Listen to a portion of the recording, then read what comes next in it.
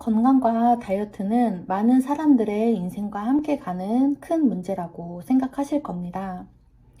가볍게는 체중 감량부터 해서 암까지도 얘기를 할 수 있겠는데요.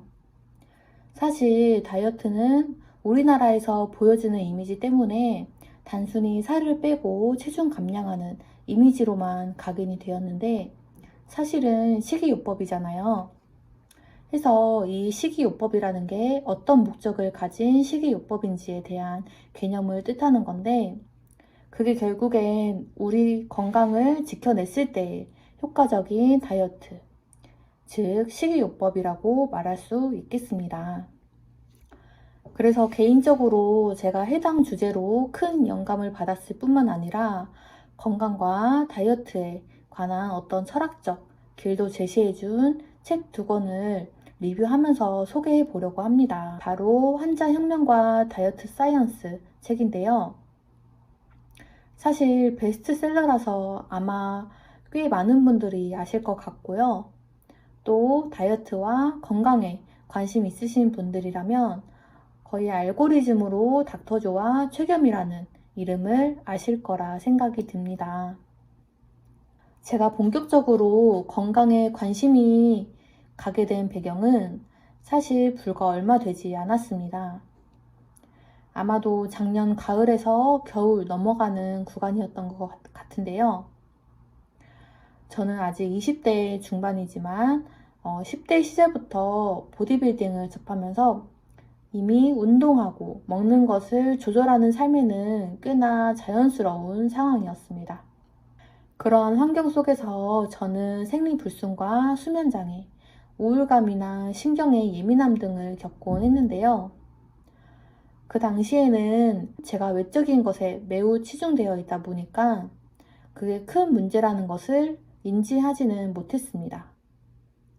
더군다나 어리고 하다 보니까 무엇이 중요한지 몰랐던 거죠. 또 운동하는 사람은 알 거예요. 몸 만들려면 원래 그런 건 겪어내야 하고 이겨내야 하는 거거든요. 그렇게 저의 10대 세월은 사실상 꽤 무거운 대사 문제를 겪었다고 할 수 있는데요. 20대 시절엔 제가 직업을 가지면서 이제 보디빌딩 라이프에서는 잠시 멀어졌지만 여전히 운동하고 먹는 것도 엄격한 관리는 아니지만 제가 정한 어떤 마지노선 체중이나 음식들은 가려먹긴 한 것 같아요. 솔직히 저는 나름 건강한 삶을 살았다고 하는데 남겨둔 증거 자료는 없지만 원형 탈모도 겪어봤고요. 피부가 마치 뱀이 허물벗듯이 그렇게 벗겨지기도 해봤습니다. 그때 저희 엄마가 정말 많은 걱정을 하셨거든요. 이유 모를 그런 증상들을 겪어봤습니다. 더 심한 경험을 하신 분들에겐 이건 아무것도 아닐 수도 있겠는데요. 저는 나름 건강에 신경을 썼다고 살아갔던 사람이잖아요. 그래서 더더욱 그런 것들이 공포스럽게 다가왔던 것 같습니다. 무슨 이유로 해서 솔직히 잠을 안 자가면서 일을 하기도 하고 그렇다 보니 매일 지친 상태로 부정적인 생각들로 그렇게 살아온 시절이 주요 문제였던 것 같긴 한데요. 그렇게 살다가 문득 알고리즘으로 해서 닥터조와 최겸 채널을 통해 건강에 대한 정보들을 알게 되었습니다. 핵심은 잘 먹고 잘 자는 것, 먹고 사는 문제를 다룬 이야기였습니다. 우리는 살아갈 때 정말 다양한 문제를 마주하곤 하는데요. 우리나라는 사회적 분위기 때문에 건강에 대해서는 좀 소홀히 하고 간과하는 경향이 있는 것 같습니다.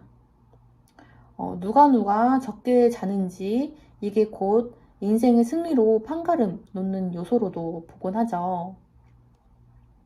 잘 때 자고 몸에 좋은 음식들을 먹는 것은 어찌 보면 너무 당연한 거라 누가 알려줘야 하는 문제는 아니잖아요. 하지만 이것을 우리는 모두 등잔 밑속에 숨겨놓고 있었습니다. 어떤 철학자도 이런 말을 했죠. 진리를 발견하기 전까지는 어려운데 발견하고 나면 단순하다라고요. 두 분의 책과 채널은 바로 그러한 것을 과학적 근거나 사회 시스템과 더불어 있는 그대로 보여주고 있었습니다. 이러한 정보가 정말 가치가 있다고 생각되는 이유가 우리에게 사실 답을 알려주기도 했지만 무엇보다는 오답 가운데서도 뭐가 더 나을지에 대한 현명한 선택을 하도록 판단력을 기를 수 있게 했는데요. 우리가 책을 읽거나 어떤 정보를 얻을 때도 바로 이러한 요소가 정말 중요하다고 생각됩니다. 그러하기에 이 책을 단순히 건강과 다이어트 책으로만 보고 있지 않거든요. 유튜브 보면 운동이나 건강에 관련해서는 저는 꽤 자극적인 컨텐츠가 판친다고 생각합니다. 정보를 전달하기 위해서는 사람들의 이목을 끄는 것은 물론 매우 중요한데요.